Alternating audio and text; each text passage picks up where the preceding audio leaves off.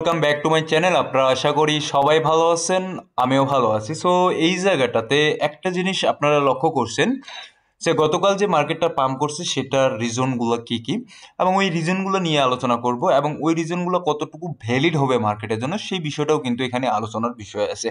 পাশাপাশি দেখবো যে মার্কেট এখান থেকে কত দূর উপরে যাওয়ার একটা পসিবিলিটি আছে, বা মার্কেট এখান থেকে কোথায় সাপোর্ট নিতে পারে, কোথায় রেজিস্ট্যান্স জোন আছে মার্কেটের, সেই বিষয়গুলোও কিন্তু এখানে আমরা আলোচনা করব। ঠিক আছে, পাশাপাশি অলস যে কয়েনগুলো আছে সেগুলোও কিন্তু আমরা এখানে তুলে ধরার চেষ্টা করব। সো দেখুন, এমন একটা মুহূর্ত, এমন একটা সিচুয়েশনের মার্কেট চলে আসছে যে মার্কেট কিছুটা পাম্প করলে আমাদের মনের মধ্যে একটা আশা জাগে যে এই হয়তোবা মার্কেট এখান থেকে পাম্প শুরু করলো, এবং মার্কেট ওখান থেকে 3% 4% যদি নিচের দিকে ডাউন ট্রেন্ডে চলে আসে তাহলে কিন্তু আমাদের মনের মধ্যে আবার হতাশাটা চলে আসে। ঠিক আছে, সিমিলার গতকালকে যদি আমরা দেখি যে মার্কেট কিছুটা পাম্প করছে এবং বিটকয়েন এখান থেকে 1,07,000 চলে গেছিল, এবং আমাদের মনের মধ্যে কিন্তু একটা আশা জেগে উঠছিল যে এখান থেকে হয়তোবা মার্কেট রিকভার করা শুরু করবে। বাট আজকে যদি আপনারা দেখেন, আজকে এখানে দেখতে পাচ্ছি যে মার্কেট গত 24 ঘন্টায়, আজকে সকালের দিকেও যদি আমি বলি আমাদের টাইমে, সকালেও কিন্তু মার্কেটের অবস্থানটা ভালো ছিল। এবং আজকে যদি আমরা সারাদিনের অবস্থানটা দেখি তাহলে আমরা দেখতে পাবো কিছু কিছু কয়েন আছে 3%, 4%, 5%, ইভেন 10% পর্যন্ত কিছু কিছু কয়েন এখানে ডাম করছে। ঠিক আছে, সো এই আমাদের কিছুটা মার্কেট উপরের দিকে উঠলেই আশা বা জেগে উঠে, আবার মার্কেট কিছুটা ডাম করলেই কিন্তু আমাদের মনের মধ্যে কিন্তু একটু হতাশা কাজ করে। সো গতকাল মার্কেট এখান থেকে ভালো করার যে, বা মার্কেট যে 1,07,000 পর্যন্ত গেছিল, এটার মূল যে কারণটা ছিল সেটা হচ্ছে গভর্নমেন্ট, ইউএস গভর্নমেন্টের শাটডাউন যে বিষয়টা আছে সেটা নিয়ে বিল পাস করা হয়, এবং হয়তোবা এটা সামনে অ্যাপ্রুভাল আসতে পারে। এবং যদি অ্যাপ্রুভাল আসে, এবং গতকালকে যেটা আপনার মনে করেন যে বিলটা পাস করছিল, সেটার কারণেই কিন্তু আমরা মার্কেটের মধ্যে একটা ভালো রকমের পাম্প দেখতে পাই। শুধুমাত্র বিটকয়েন বলেন বা ক্রিপ্টোকারেন্সি মার্কেটে না, আমরা যদি গোল্ডের কথা বলি বা সিলভারের কথা বলি, সেখানেও কিন্তু আমরা মোটামুটি ভালো রকমের একটা মুভমেন্ট দেখতে পাই। ঠিক আছে, সো এখন যদি এই বিলটা পাস হয়ে যায়, এবং খুব সম্ভবত খুব তাড়াতাড়ি এটা অ্যাপ্রুভাল আসবে, যদি অ্যাপ্রুভাল আসে তাহলে হয়তোবা মার্কেটের মধ্যে আমরা একটা পজিটিভ দেখতে পারবো। ঠিক আছে, সো এখন কথা হচ্ছে যে মার্কেটের অবস্থানটা কি এই মুহূর্তে, কি বোঝা যাচ্ছে। দেখুন, এর আগেও এর আগেও আমি যে যে বিষয়গুলো আপনাদেরকে আমি বলছিলাম বিটকয়েনের বেলায়, যে বিটকয়েন কতটুকু পর্যন্ত আসার পসিবিলিটি আছে, কতদূর পর্যন্ত আসতে পারে। তবে এখানে আশানুরূপ বা আশা জায়গা নিয়ে যে জিনিসটা, সেটা হচ্ছে যে আপনাদের বিটকয়েন 98,000 আছে, 98,000-এর এই জায়গাটাতেই কিন্তু একটা মেজর সাপোর্ট নিয়ে ফেলছে। এবং সেখান থেকে এখন যদি আমরা বিটকয়েন দেখি 1,05,000 পর্যন্ত আছে। ঠিক আছে, সো এখন এটাকে আমরা সাপোর্ট ধরলাম না, এটা সাপোর্ট। আমি ওয়ান ডে টাইম ফ্রেমে চলে যাই, বুঝতে সুবিধা হবে। ওয়ান ডে টাইম ফ্রেমে যদি দেখি, এই জোনটা একটা সাপোর্ট হিসেবে কাজ করতেছে। এখন এটার যে রেজিস্ট্যান্স জোনটা আছে, সেই রেজিস্ট্যান্স জোনের কাছে গিয়ে মার্কেট কিন্তু আবার নিচের দিকে পুল ব্যাক করছে।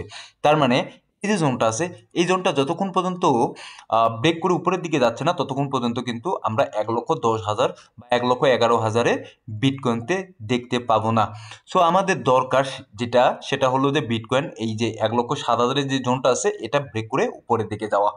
সো এখন এটা ডিপেন্ডস করতেছে কিসের উপর, এটা টোটালটাই ডিপেন্ডস এই মুহূর্তে করতেছে যারা ইটিএফ বাইং করেন এখানে, বা ইউএস মার্কেটে যে পলিসি আছে, ডোনাল্ড ট্রাম্প কখন কি ঘোষণা করেন সেটার উপর কিন্তু মার্কেট এই মুহূর্তে কাজ করতেছে। এবং ডোনাল্ড ট্রাম্প গতকালকে আরেকটা জিনিস যেটা ঘোষণা করছেন, যে ইউএসএ যে ট্যারিফ আছে, এই ট্যারিফের কারণে তারা মোটামুটি একটু আর্থিক সচ্ছল হয়ে গেছেন, এবং এখানে তাদের যে ডেপ্ট আছে, ঋণ আছে, সেটাও কিন্তু এই ট্যারিফের বদৌলতে তারা পরিশোধ করতে চাচ্ছেন। ঠিক আছে, এবং পাশাপাশি যারা ইয়ং ইয়ং ইয়ে আছেন, পিপল আছেন ইউএস এর, তাদেরকে হয়তো বা $2,000 করে এখানে দিবেন। এখন যদি $2,000 করে ইয়ং যে পিপলগুলো আছে তাদেরকে দেন, বা ইউএস এর মানুষকে যদি $2,000 করে দেন, তাহলে এখানে দেখা যাবে সেটা হচ্ছে যে এই যে ডলারগুলো আছে, এই যেই ফ্রি ডলারগুলো পাবেন মানুষজন, তারা হয়তোবা এখানে তারা রিস্কি অ্যাসেটে ইনভেস্ট করার চেষ্টা করবেন, হয়তোবা স্টক মার্কেট, হয়তোবা ক্রিপ্টোকারেন্সি মার্কেট। সেক্ষেত্রে আমরা দেখতে পাবো যে মার্কেট কিছুটা এখানে ভালো একটা মুভমেন্ট ক্রিয়েট করছে। সো আদতেও অনেকগুলো বিষয়ের উপর এখন ডিপেন্ডেবল হয়ে আছে আপনাদের ক্রিপ্টোকারেন্সি মার্কেট। ফার্স্টলি ইউএস এর প্রেসিডেন্ট মিস্টার ডোনাল্ড ট্রাম্প উনার বক্তব্য, উনার কি চাচ্ছেন সামনের দিকে সেটার উপর ডিপেন্ডস করতেছে। এবং যদি এখানে শাটডাউনটা খুলে দেয়, খুলবে কি খুলবে না সেটার উপরেও কিন্তু ডিপেন্ডস করতেছে মার্কেট এখানে কি করবে। এখন টেকনিক্যাল যদি অ্যানালাইসিসের দিকে দেখি তাহলে আমরা দেখতে পাচ্ছি তার সাপোর্ট জোনগুলা এবং তার রেজিস্ট্যান্স জোনগুলাই কিন্তু আমরা দেখতে পাচ্ছি যে কোথায় কোথায় সাপোর্ট আছে, কোথায় কোথায় রেজিস্ট্যান্স আছে।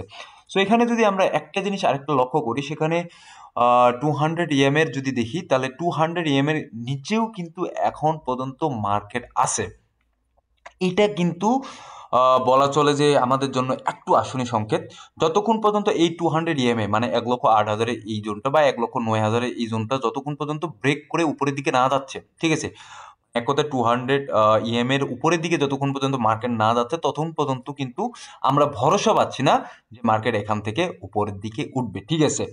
সিমিলার যদি আমরা অল্টস কয়েনের দিকে তাকাই, সিমিলার এখানেও কিন্তু এখানে ওয়ান ডে টাইম ফ্রেমেও যদি যাই সেক্ষেত্রেও আমরা দেখবো যে 200 এর নিচের দিকে আছে।